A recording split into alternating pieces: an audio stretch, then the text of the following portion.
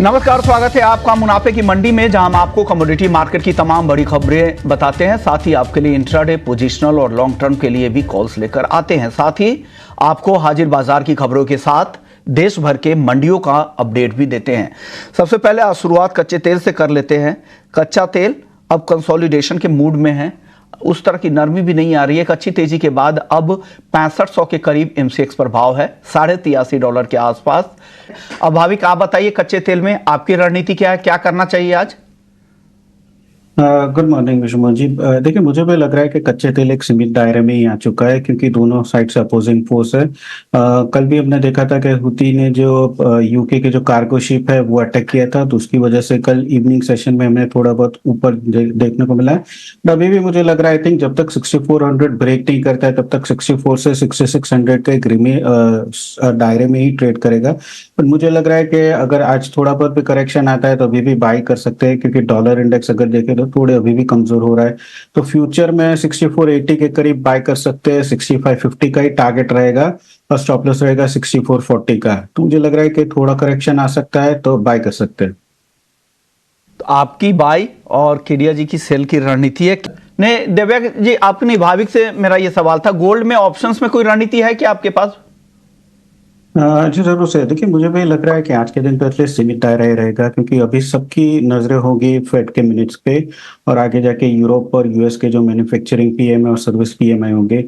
एक अच्छा बात यह है कि गोल्ड में हमने देखा कि फ्राइडे को जो बेहतर यूएस पीपीआई आया, तो उसके बाद भी सेलिंग जो थी वो कंटिन्यू नहीं हुई, उसके बाद थोड़ा बहुत रिकवरी हुई है और अभी 2000 के ऊपर है। तो मुझे लग रहा है कि शायद 1 से 2 दिन में थोड़ी बहुत अपसाइड दिख सकती है।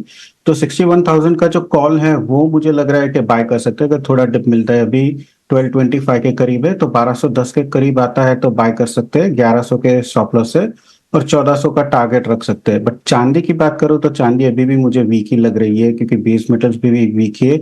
तो चांदी में मेरी शॉर्ट की रणनीति रहेगी कि जहां पे उछाल आता है 71,450 के करीब, तो शॉर्ट कर सकते हैं 70,700 के टारगेट के लिए, और इंट्राडे स्टॉप लॉस रख सकते हैं 71,900 का।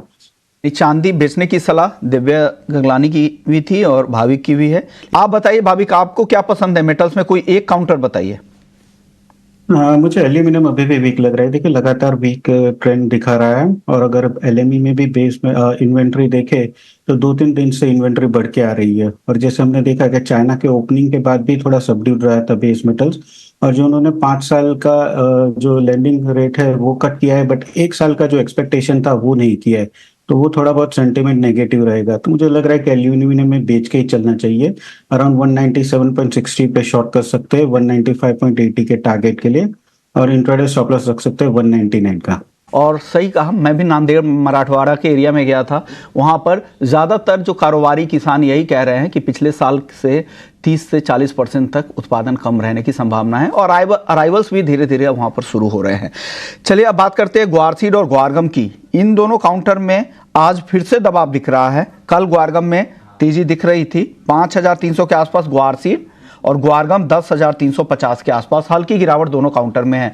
भाविक, आप बताइए, ग्वारसीड ग्वारगम में आज क्या करें?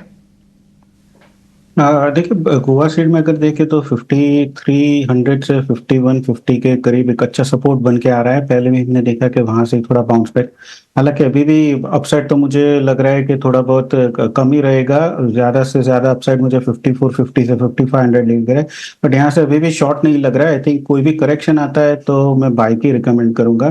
तो मार्च कॉन्ट्रैक्ट अराउंड 5290 जो एक सपोर्ट जोन है वहां पे बाय कर सकते हैं 5380 के टारगेट के लिए, और स्टॉप लॉस रख सकते हैं 5225 का।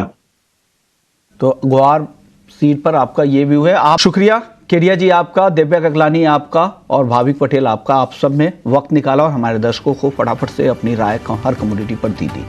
चलिए, लेकिन जाते जाते एक बार फिर से आपको बता दें कि आज से हम कमोडिटी विशेष की जगह कमोडिटी फटाफट करने वाले हैं, जहां पर आपके सवालों के जवाब भी फटाफट अंदाज में दिए जाएंगे। कमोडिटी से जुड़े तमाम सवालों के जवाब आप हमें भेज सकते हैं, सोशल मीडिया के जरिए भी भेज सकते हैं। साथ ही आप हमारे नंबर 9136934065 पर अपने सवाल हमें व्हाट्सएप करें, और 5:30 से 6 बजे तक आधे घंटे तक आपके सभी सवालों के जवाब देने की हम कोशिश करेंगे। तो मुनाफे की मंडी में फिलहाल इतना ही, लेकिन आगे आपके लिए लेकर आएंगे FNO जंक्शन। नमस्कार।